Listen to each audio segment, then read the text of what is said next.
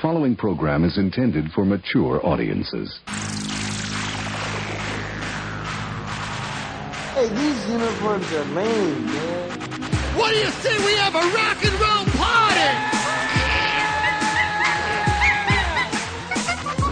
You're listening to Basically a Sports Show. Follow us on Twitter at Basically Sports. Subscribe to our podcast on iTunes. And check out every episode of the show at basicallysports.tumblr.com. Now here's your hosts, Zach, Greg, Mike. And you're listening to Basically a Sports Show.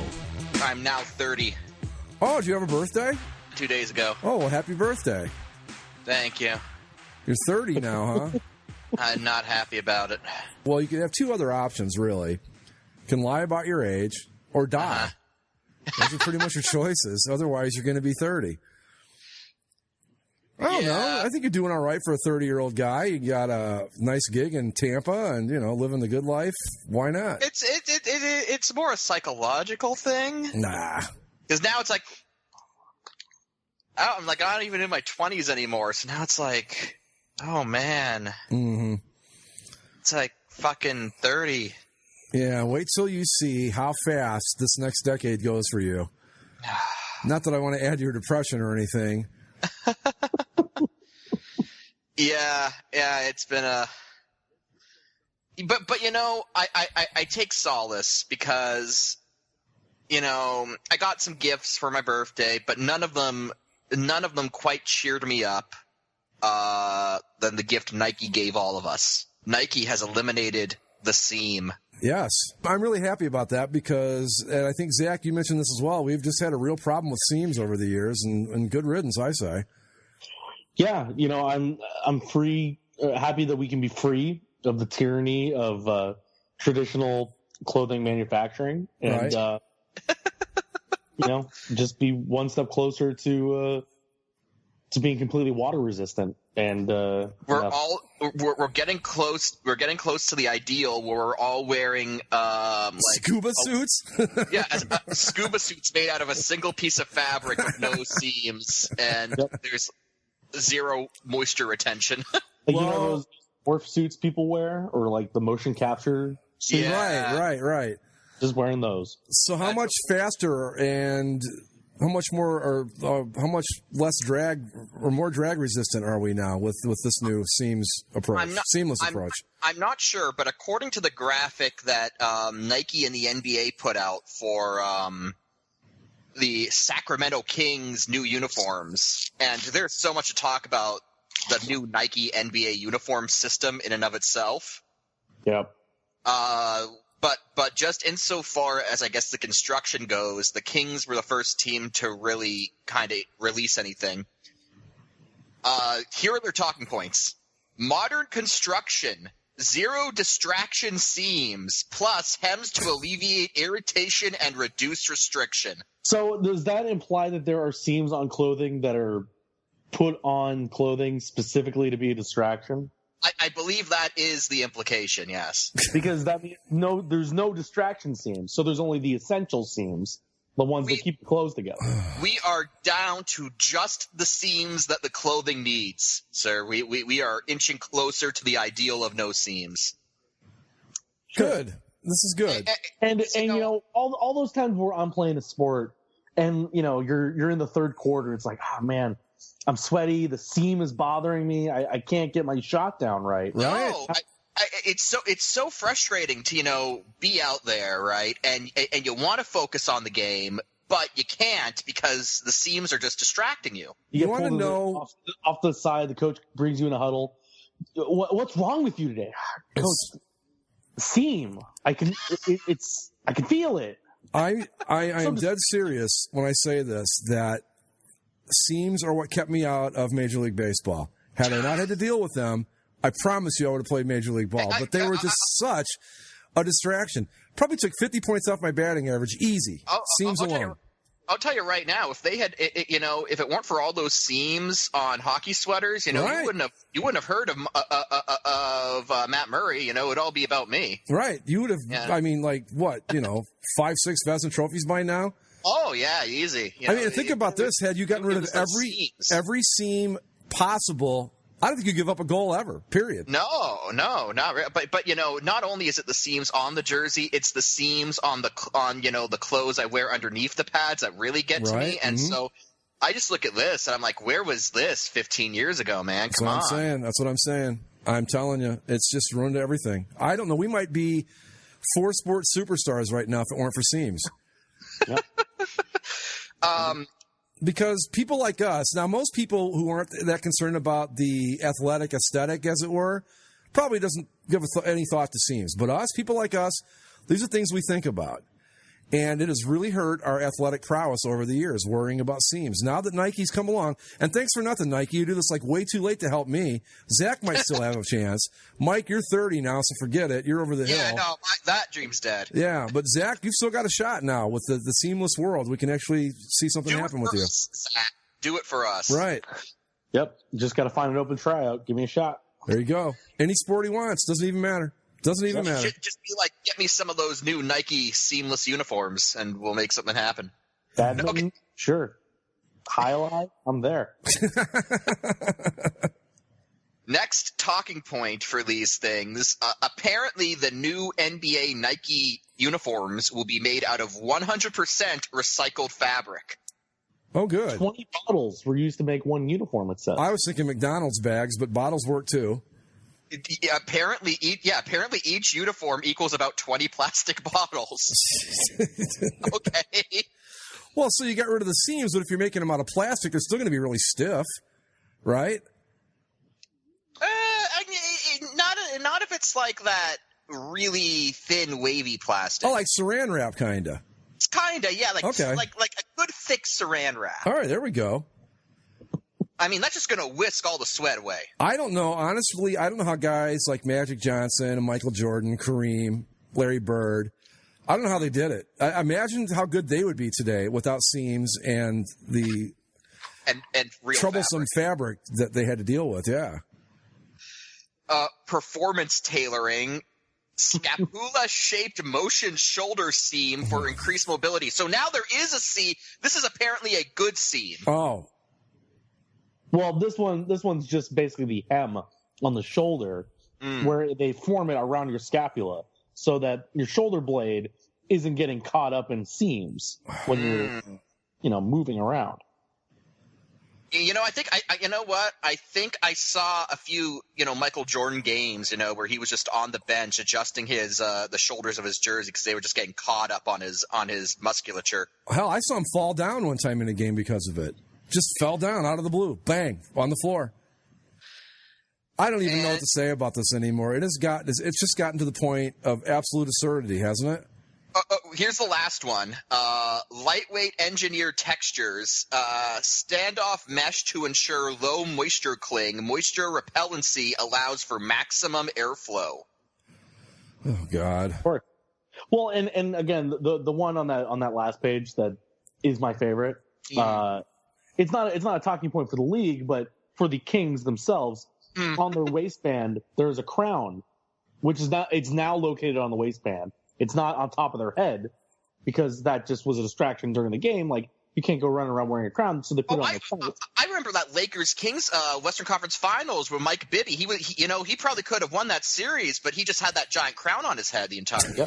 Yep. So now the crown is located in the waistband. The crown reminds us that we are all kings. All of us, you and I, everyone? Everyone's a king. All right. Because of the logo on the waistband.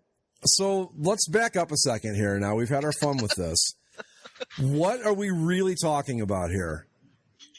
Like last week we were talking about all the, the passion of the dog pound and all that, and it really just meant we like this orange better than that orange. Mm-hmm. What are we really looking at here? So it's lighter fabric, I'm assuming? Yeah. Recycled lighter fabric, and I guess Nike came up with some new uniform cut that cuts down on seams. I saw the collars look different. The jersey collars look different than the Adidas cut. I'm trying to find the article on the mothership, and I can't find it anywhere here. The Kings deal. Here is a post from the CCSLC. Apparently, this was on some Sacramento Kings app that you could get a 360 look. Okay. On the jerseys, and so someone took a look at the back of them, And it's really interesting because you'll notice that unlike your traditional basketball jersey, with this new cut, apparently the striping around the shoulder area just cuts off and doesn't wrap around the back. Oh, that's weird. Is it folded in, or does it just stop there? I mean, does the fabric... Apparently it just stops. Because in this picture, it looks like there's God forbid, but a little seam there that the stripe kind of goes under. Like a fold or something in the jersey. I don't know. Were things that bad before that they needed to do all this? Well, you've always got to justify why you're going to be better than the last jersey supplier was, and I guess this is their version of that. Yeah. Yeah, you can't just go in and say, yeah, we're just making the jerseys with our logo now. Gonna have a swoosh now instead of the Adidas logo. Yep, somebody has to be the guinea pig. And I don't know. Again, it kind of goes back to what we talked about last week, just all of the marketing speak. And if they just come out and said, like, we have a new cut of jersey, and, this is what it looks like. Well, because, like, and the thing that always... They put this shit out here like the fans are supposed to care. Mm-hmm. And it's like, no. I mean, we'll care when you actually redesign the jersey, but, like, just because it's on a Nike cut doesn't make it different. I gotta think that there are people out there that care a little bit about this stuff.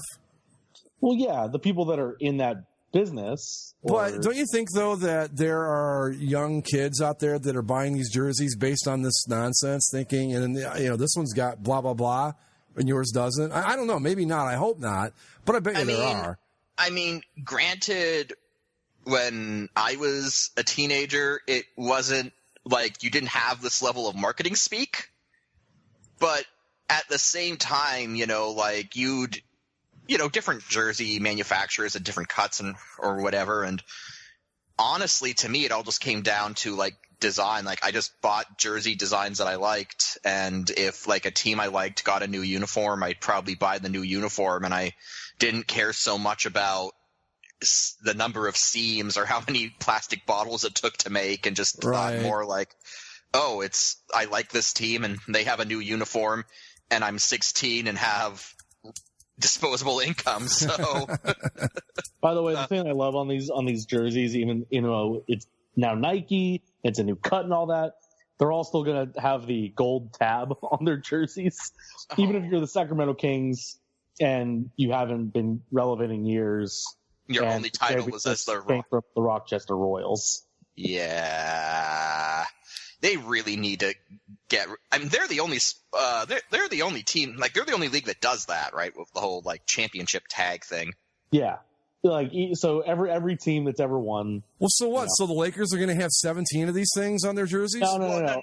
It'll be a tab that'll have a number inside. I gotcha.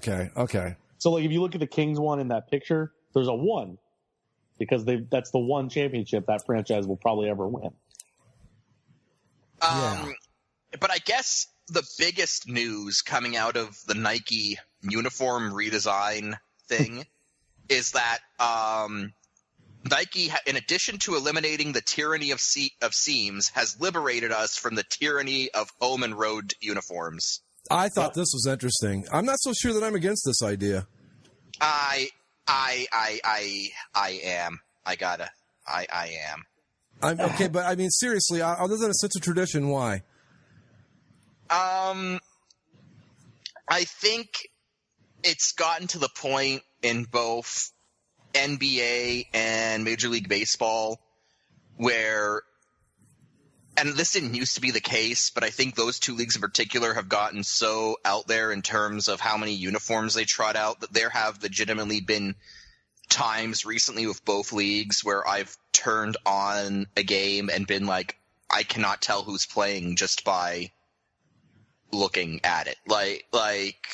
Yeah, it's the most telling, I guess, would be for me this past Father's Day in Major League Baseball, where I just turn on a game and both teams are wearing. Those are specialty uniforms, though. I'm talking about with the NBA. Oh, yeah, well, with the NBA, though, Mike's right, though. With the NBA, they've not stopped the proliferation of alternate jerseys. Mm-hmm. And now basically it says that each team will have 4 jerseys to choose from. Right.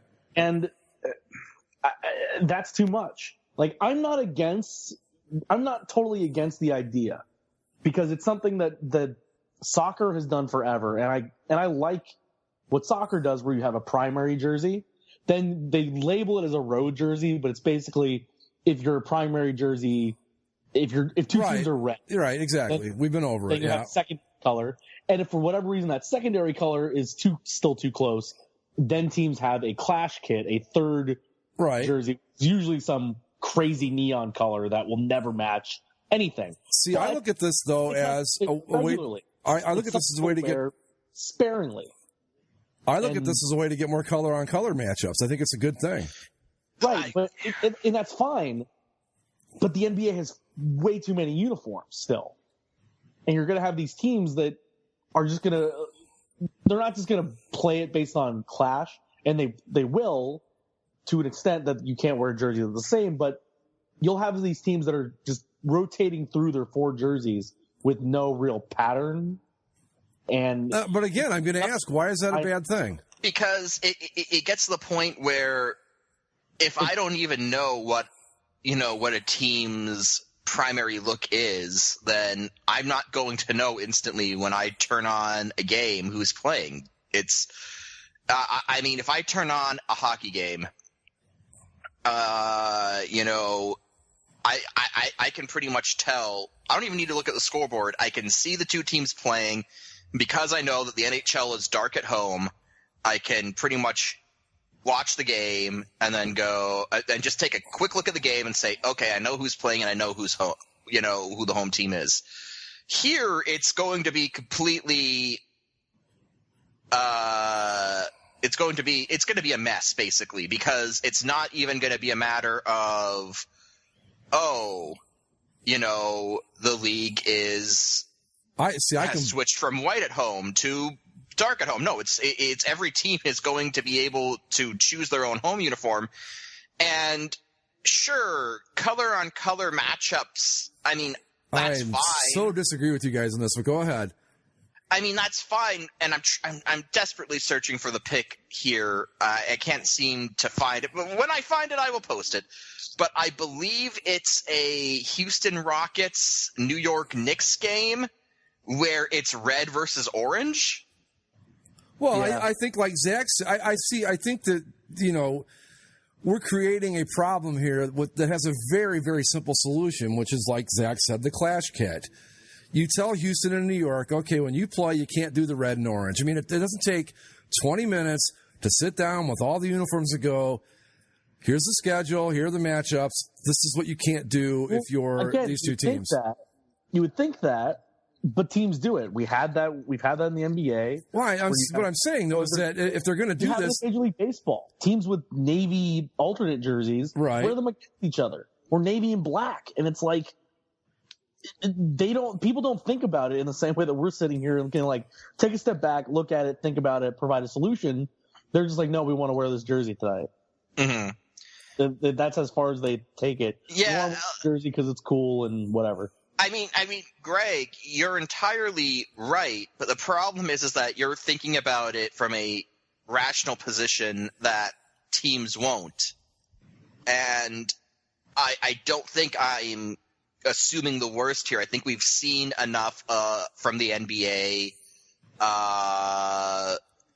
just with their deluge of uniforms where ideally, you'd have a clash kit and you'd have a primary kit and teams would stick rigorously to those designations, but I honestly don't think anything's going to be followed. And keep in mind that the 4 uniform system that Nike's putting out here, that's just standard uniforms. This probably isn't taking into account throwback nights or, Christmas specialty jerseys or any of that nonsense. Well, see, I think if you put on 2 teams, okay, maybe it's not going to be immediately apparent, but if I see a team wearing wine and gold playing a team wearing purple and white, I'm going to have a pretty decent idea it's the Kings versus the Cavs. Okay, but let's say that the Cavs aren't wearing wine and gold. say they're wearing a black alternate, and say the Kings are wearing they're like a throwback red alternate. Right. How are you going to know? I'm not, but that's not my concern because I'm not going to be paying any attention anyway. I don't watch the NBA, so it doesn't matter. Right, but that's not a proper answer to the question, Greg. That's my answer to it. It's just gotten. I see what you guys are saying, and I agree that if it's just going to be a free for all, yes, that's going to be a problem. But if they go about this the right way, and maybe look, this isn't MLB or the NHL we're talking about here. The NBA seems to be a tick smarter than those two. If they go about it the right way, it can be really cool. If it's just a free for all, you're right. It's going to be a complete cluster. But if they go about it the right way, this could be a really neat thing, I think. It's just a matter of if they implement rules that say, okay, this is the way it has to be, so that we don't get a red versus orange or the classic of all classics when the Jets played. Who was it? The Bills, the colorblind game. The Bills and the colorblind game. Right. Yeah. As long as you keep away from things like that. But I think that in theory, it's a great idea if they step in and they do the right solutions to it. Okay. Well, I think I remember a game last year where the Lakers were playing the Hornets in Charlotte. Mm-hmm. And Lakers came in wearing their normal road purple, and Charlotte was wearing their teal, and it looked bad because the Hornets uniforms are purple. Here's the thing, okay? It's like looking bad and being unpleasing. Think about it. Being unpleasing to the eye isn't against the rules. If it were, college football would have been solved a long time ago.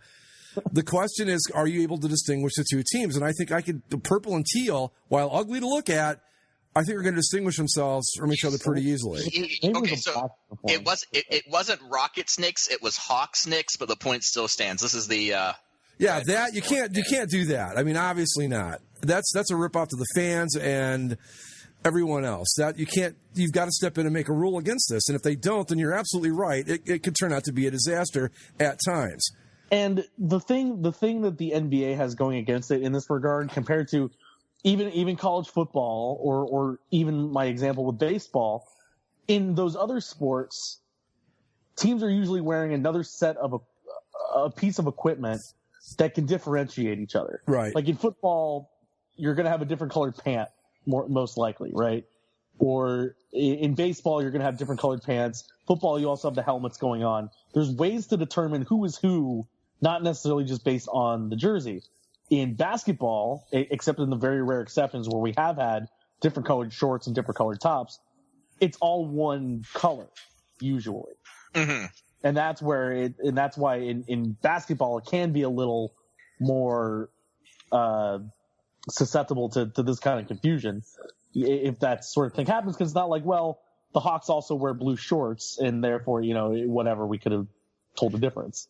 It's not the case. The thing that gets me, I think, most of it out of everything here is that the NBA has kind of slowly been chipping away at just sort of any sort of rhyme or reason for its uniforms, for its uniform designations. Like, honestly, I think we left the point of true designated home, road, and alternate uniforms in the NBA years ago. Yeah.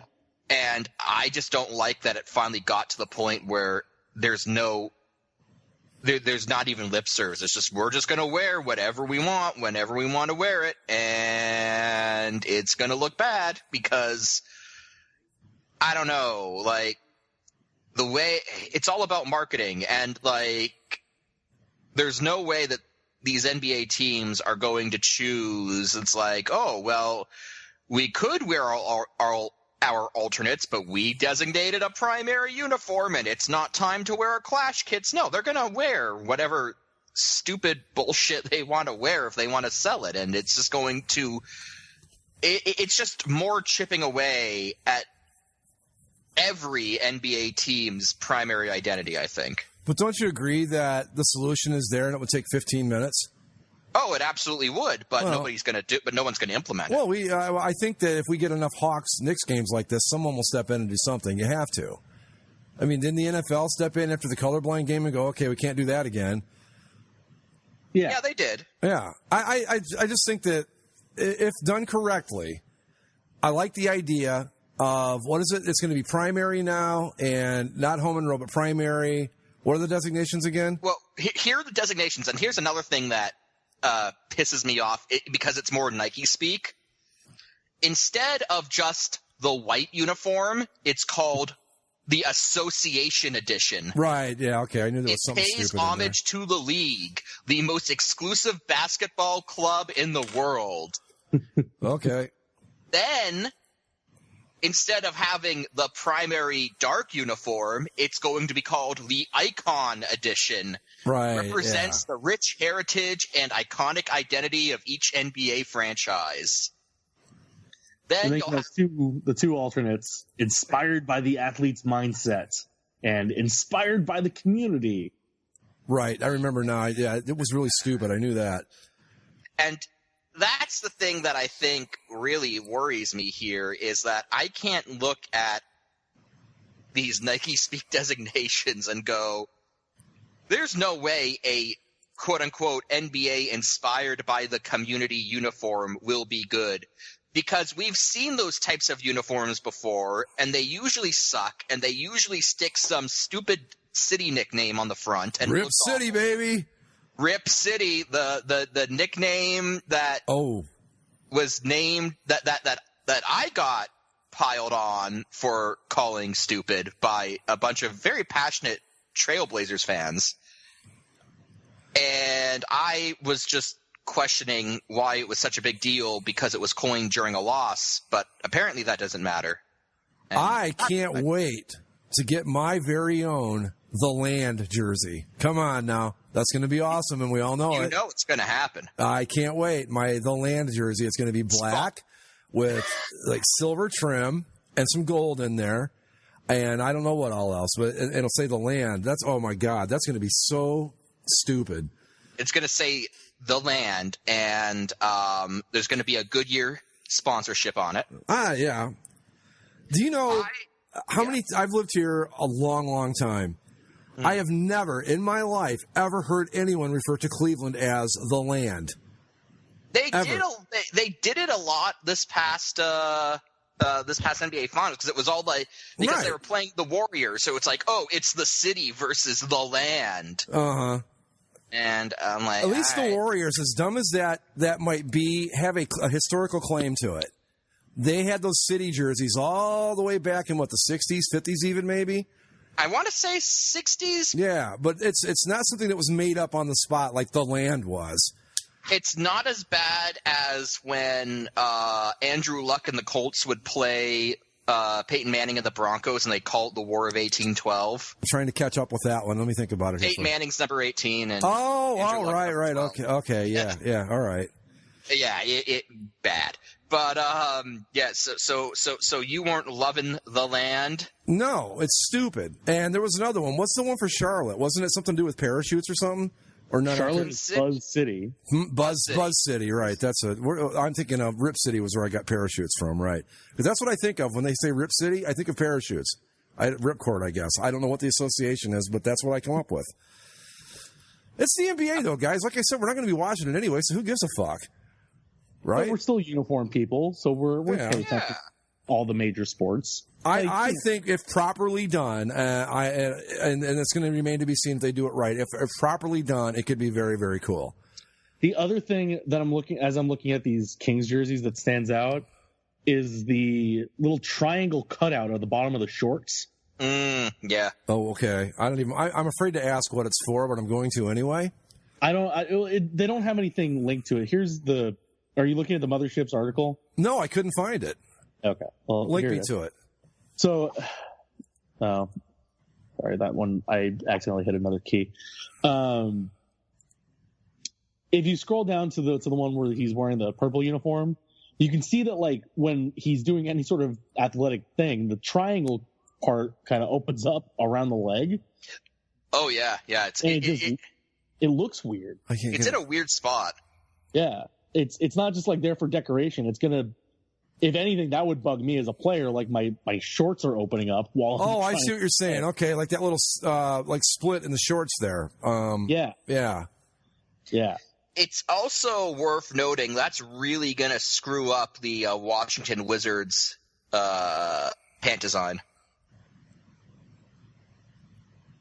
Because they traditionally have that split along like the center of the pants along the side. Yeah. And they basically use that cut to create a W because there's like a block of navy blue on the bottom. Right. And they use that. There's a bunch of teams that do that sort of thing. Oh, yeah. The Bulls with their traditional little cutout at the bottom of the shorts. Yeah, the diamonds, yeah. Yeah. Oh, right, yeah. Yeah, I don't know, but that doesn't make any sense to me. I mean... Is that going to be on every jersey, or is that just for this Kings model? And the question, too, is if they're already seamless and super light and made out of plastic and everything, is it necessary to even have this? No. I mean, obviously it's not. I'm being rhetorical, obviously, that's just but a flare design, you know. Yeah, but overall, I like the look a lot. The new Kings look, I think, looks great. Yeah, it's simple. Yeah, it's very nice. I love the new logo or the old new logo, the recolored old logo, I guess. But the only thing I'm not sold on, I don't like how I guess Icon Edition uniforms. If we're gonna, which one is that? Is that the SAC? See, you don't know any. See, this is why this is a problem, Greg. The SAC uniform? Well, I'm just getting caught up here. I'll learn. I'll get them all. I'll have them all down by the season starting. I promise. Okay, yeah. The remind me in October when NBA season starts to be able to name every single one of them. Okay, the purple ones. I don't like how it says, like just put Sacramento. Like just that's put the city name. You know, I agree with you, but it would be so small if they put the whole word on there. But then I don't like SAC either. I mean, Jesus, you know. Well, yeah. It's the shortened version would be Sacktown if you want to do that. Why not do what the very, very successful team down south does and just put your name, the Kings, on both jerseys? I mean, because if we're losing the home and road designation, what difference does it make? Yeah. I mean, really, how many people outside of California can point to where Sacramento even is on a map? I could, probably. It's about half or about in the middle, kind of. Isn't it east of the Bay Area? Yeah, it's southeast. Upper middle. Yeah. But here's okay. Now I've got it. Here's the actual. There's a picture here. Okay, so the white one's the Association Edition. That would be the road or the home jersey. Well, no, we don't know. Well, I'm basing it on our old designations. Yeah. Okay. Before white is home. White would be home. The Icon Edition would be the road jersey, and then two alternates. The athlete's mindset, which I just want to know which one's going to be worse, the athlete's mindset or the community. Because there's some potential here for some real disasters out of both of these. Well, at least for the Kings, they're just using an updated version of their black uniform for the athlete. And then the community one is the light blue? Yeah, the community one's the throwback. Okay. Well, all right. I mean, I like the idea of the four jerseys, but why not just call them, we've got the home, the road, the alternate, and the throwback. Well, it won't matter. I mean, by the time, because there is no home and road anymore. That's the one thing. And when these things come up, we're not going to refer to them as that. We're going to call them, white, purple, black, and blue. Yeah, true. They're black uniforms. Mm-hmm. Oh, this is just. It's Nike.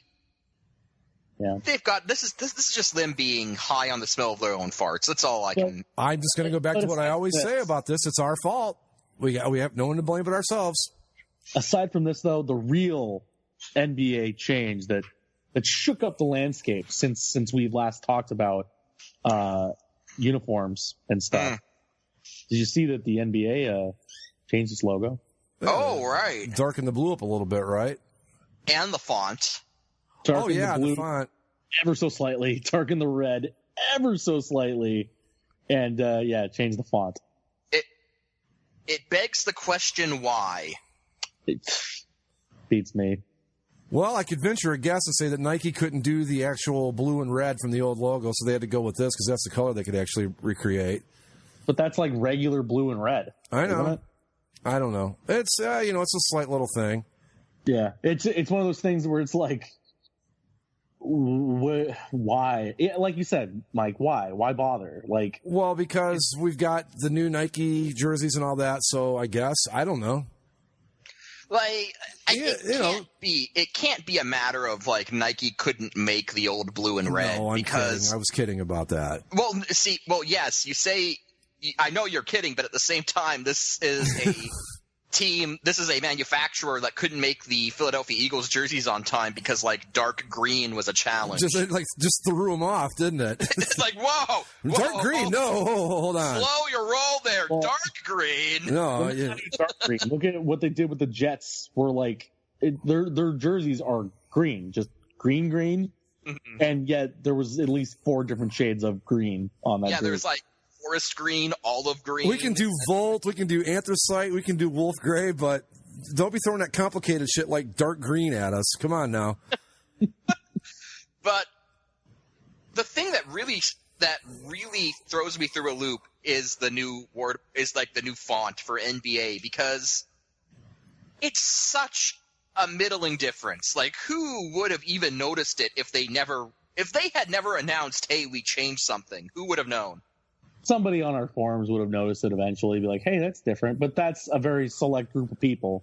You know, I don't know if I like that. I guarantee you, if you show the general public the new no way NBA logo, just go to an NBA fan. What do you think of the new logo? They'll be like, what are you talking about? Yeah. Same thing. I mean, really, without the side-by-side, I don't know that I would have noticed it. And yeah. I kind of like the old font. Yeah, I do too. It's like I like both of them. At first glance, I thought I liked the new font better, but then the more I looked at it, I'm going, no, I don't think I do. I think I like the old one better. It's similar to like Agency. It's just a little thinner, a little taller. And the old NBA was, what would you call it? Probably just Impact, right? Impact, close to it, something to that effect, yeah.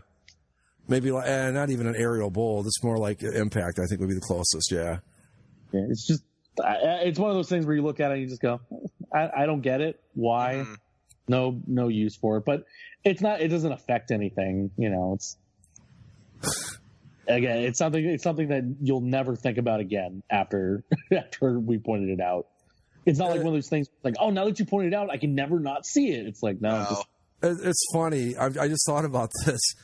There's been some pretty significant player movement in the NBA, and we're fixated on the uniforms. I just think that cracks me up. Oh, because it doesn't matter. It's going to be Cavs, Warriors. No, I know. I just find it funny. It's just this is so typically us. It's like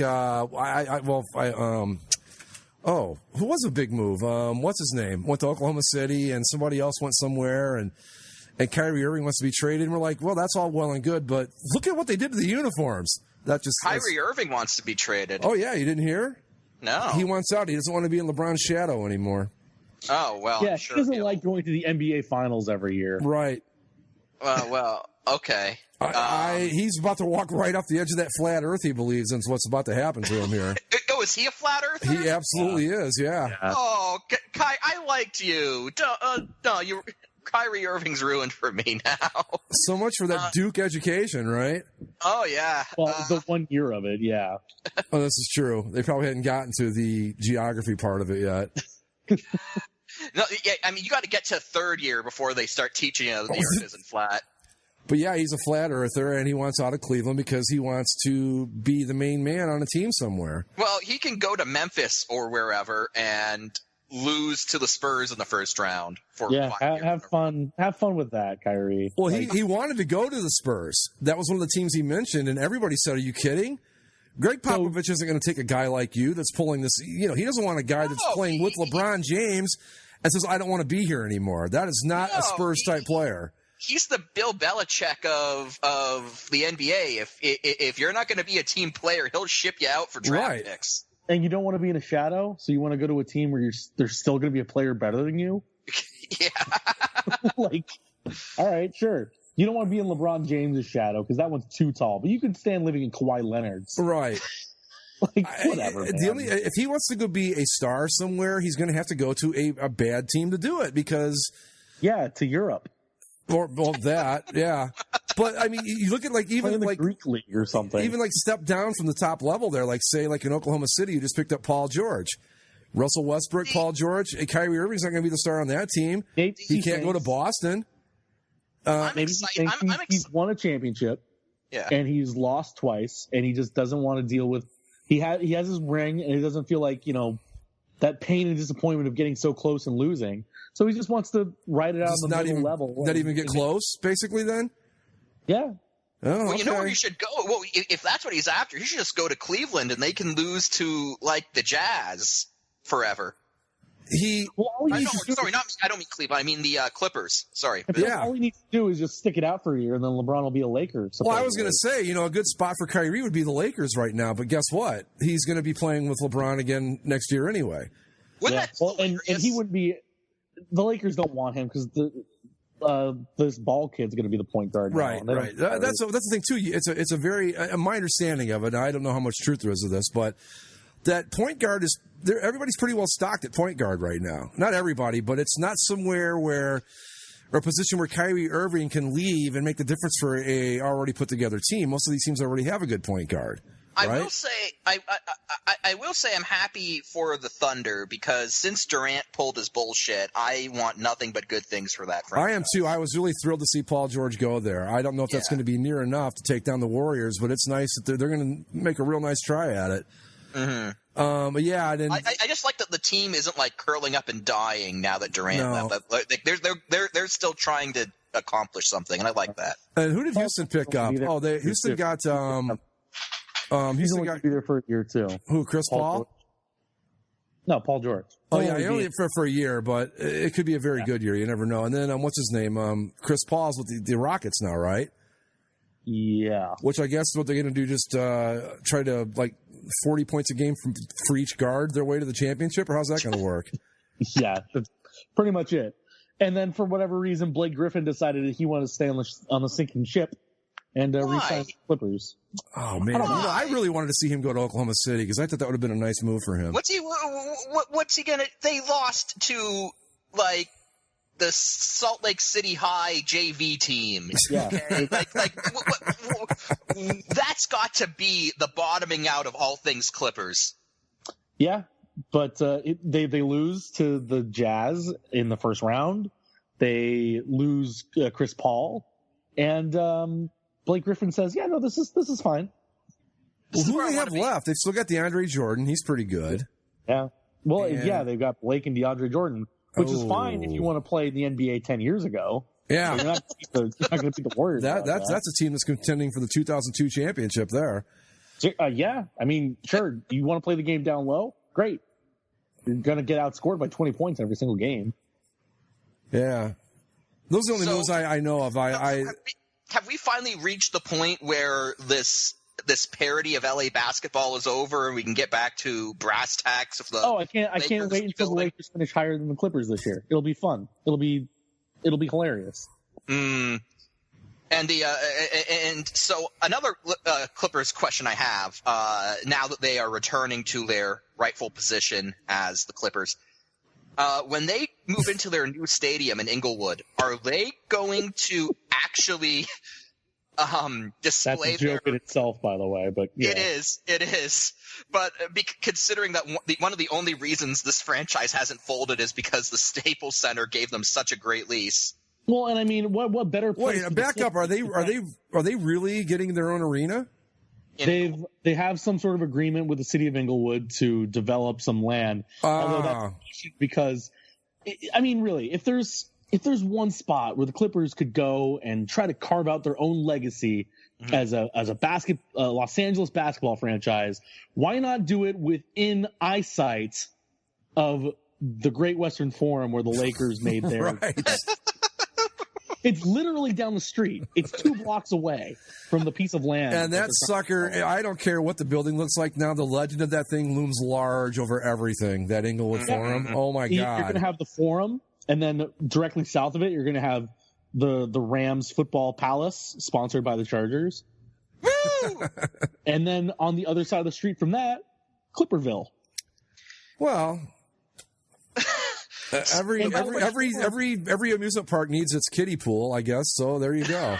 The Forum was recently renovated to be one of the premier concert venues in Los Angeles again. Mm-hmm. So even if the Clippers are going to be like, well, we're just going to play basketball, your dates are all going to be stolen. Your off dates are going to be in competition with the Forum right there, Staples Center off the road, the Pond down the road. It's just LA does not need another arena. Like, if they were going to do anything, they should have just moved into the friggin' Forum or build north. When you were saying if they want to go somewhere where they can build out their own, carve out their own thing, I was going to say San Diego or Omaha might be a better choice. Not LA. Yeah, I mean, hell, San Diego is kind of spurned and looking for someone else to be excited for. Well, yeah, go back to your original home, right? If we're their original home is Buffalo. That's true. Yeah, the Buffalo Braves. I forgot about that. Then they were the San Diego Clippers, right?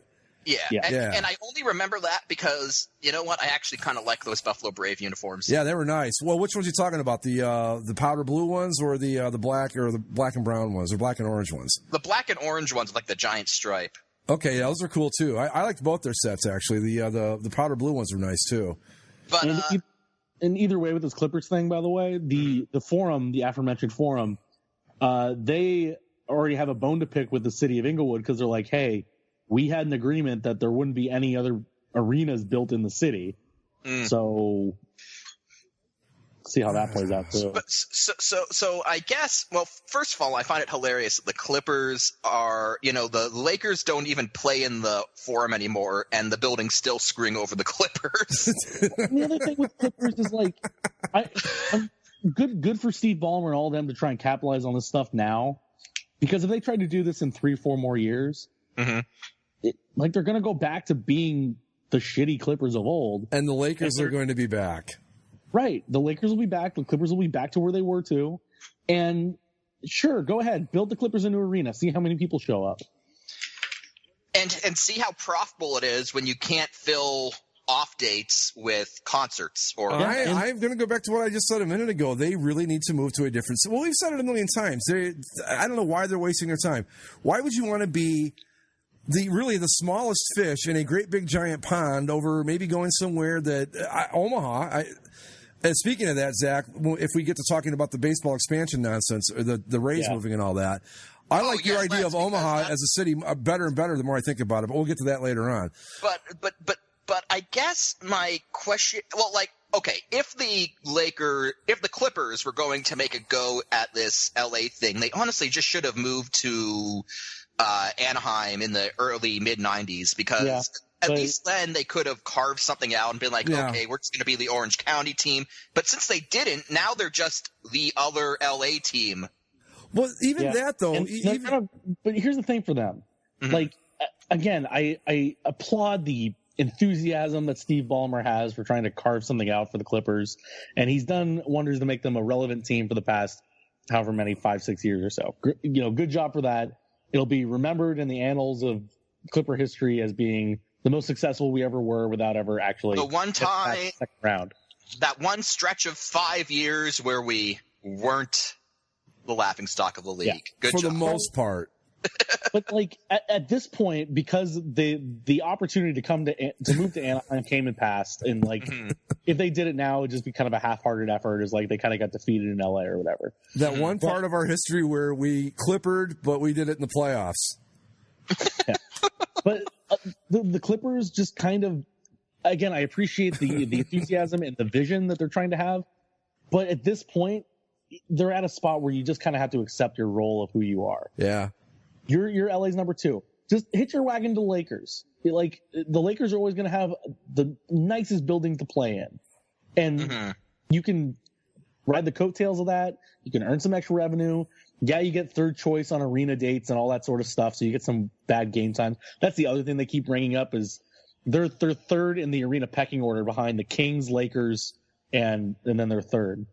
So I don't know. Just I just think that the role, kind of live your life as second fiddle NBA team, and every decade or so you might get successful and have a run, and that's fine. That's great, but you have to be bigger than anything else. Well, that is a big reason why I oppose NHL expansion for a second Toronto team, because it would just basically be that, but hockey. But I guess the only question left is, all right, Clippers, if you're going to do your own stadium thing, will you finally get over your self-consciousness and put up your stupid banners? No. They probably won't. I want to go back to moving to Anaheim, even in the 90s. I just think that as a basketball team, a National Basketball Association team, in Los Angeles, you are never, ever, I don't care where you move to, you're never going to get out from under the shadow of those 17 banners in the Los Angeles Lakers. There's just way too much history there. I don't see them ever carving out a slot, because why on earth would someone who grew up with the Lakers go, well, now that we've got a team in Anaheim, I'm going to root for them instead? No one's going to do that. You didn't do it, did you? I mean, had they moved to Anaheim, let's say like at the same time the Ducks came along, would you have become a Clippers fan? Do you think? Or I mean, I don't know. Maybe you would have. I just don't. I don't know that. I think it's interesting because like I don't want to say interesting. It's not all that interesting. Just that my grandfather, he's not a big pro basketball fan as it is. Right. But he would probably steer me away from the Lakers as a kid, and we'd probably go to Clipper games just to check them out, and then I probably grow up going to Clipper games. But that's the only reason that you become a Clipper fan, is you got to start young. Yeah. And and you're not going to have too many legacy Clipper fans. But if you go to some other location, like if they come to Anaheim, then you have plenty of people that that would choose to root for them as opposed to the Lakers. I mean, and you have that with the Angels. You have it with the Ducks. I guess the Angels are a little bit different because they've been around longer, but and the Ducks are new. Clippers have been around for a while. It's all different situations. It's hard to say exactly, but they would have had at least a different niche, because you also have, like, there are Laker fans down here, but there are plenty of people that if they had NBA basketball in Anaheim, that's cheaper. Yeah. You don't have to make the drive up to LA. You don't have to fight all the traffic. You can get there for cheaper. You can get home at a relatively good hour, and you can still see something that's semi-entertaining. You'll go do it. And that's what the Clippers could have had. But, Donald Sterling didn't want that. He liked getting his royalty checks from the Staples Center, or in what was going to be the Staples Center, and he had no reason to.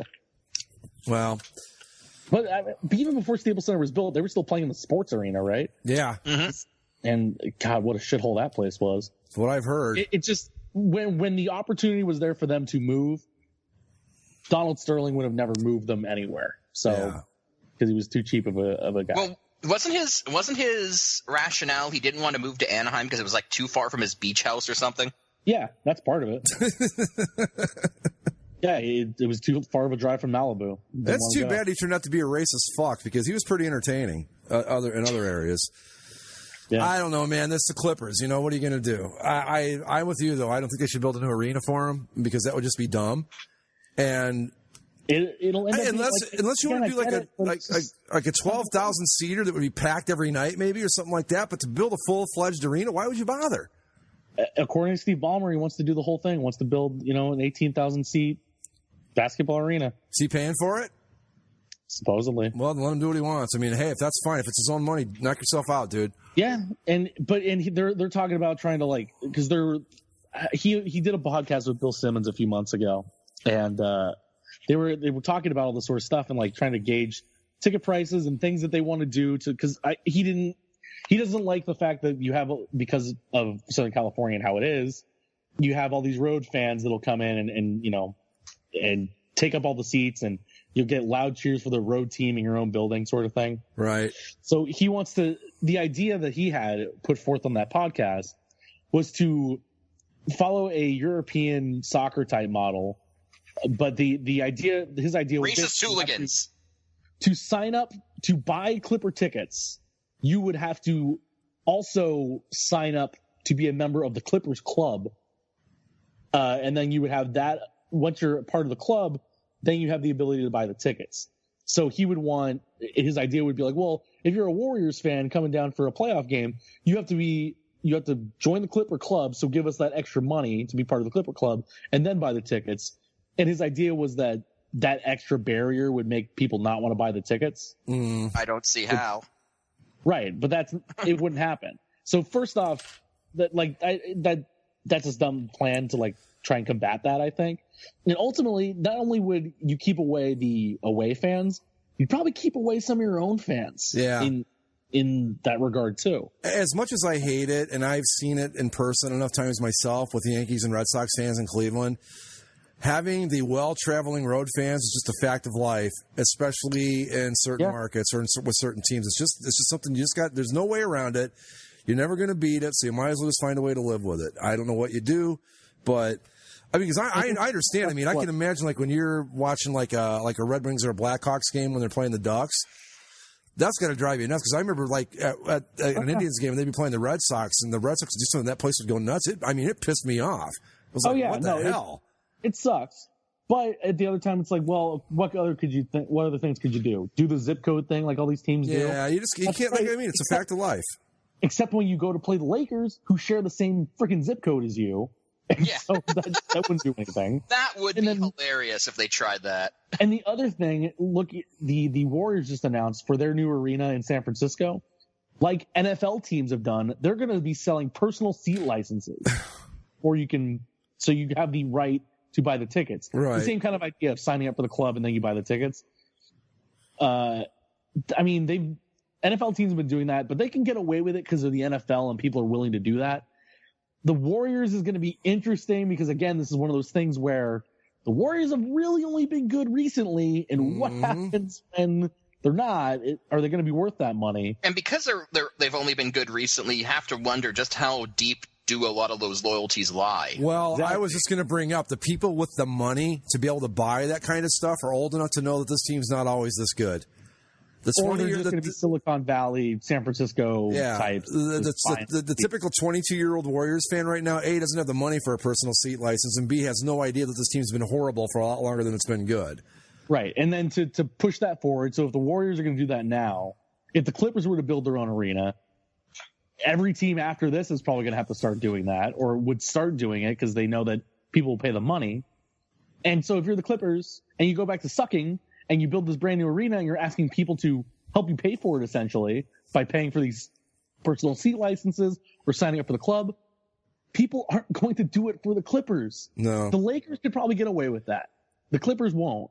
Yeah, I'm thinking in the NBA, there's probably only, 2-3 teams maybe that could pull that off? Lakers, Celtics. I would say Knicks if they were good.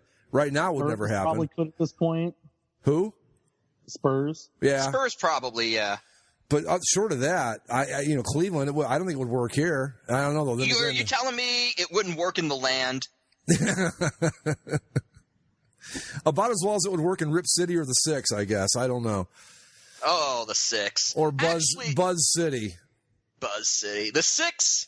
Nah, it wouldn't work in the Six because the whole appeal to Raptors tickets in Toronto is it's for people who can't afford Leaf season tickets, but they still want to go to something. And the Raptors are they're not a bad team. So It's like, oh, well, we can't afford Leafs tickets, but we'll go to the Raptors. And so the Raptors asking for more money would kind of undercut their whole that's kind of success model. Believe it or not, even coming off a World Series last year, the Indians are kind of that team in Cleveland. It's hard-pressed to believe that the Browns – people would rather spend money on the Browns, but they would, and I think a lot of people go to Indians because that's the one they can afford. It's just weird. I don't understand. Well, no, actually, no. You know what? I'm a Leafs fan. I totally understand why people spend money on the Browns. I get it. Only, at least the Leafs didn't, do what they did do what the Browns did to their uniforms. But that's something else entirely. Yeah. But no, I get the Browns. I get the Browns. But yeah, I don't think the Clippers need a new arena, and I forget what the other stuff was we were talking about. But I'm going to agree with half of it and disagree with the other half. That way, I'm you're right in the middle. Right in the middle, exactly. Non-threatening. Right, exactly where I want to be. On that note, we're going to wrap it up, folks. Follow us on Twitter at Basically Sports, and subscribe via iTunes, Stitcher, Spreaker, and YouTube, and find us on Facebook. And with all that, we will see you next week. Adios. See ya.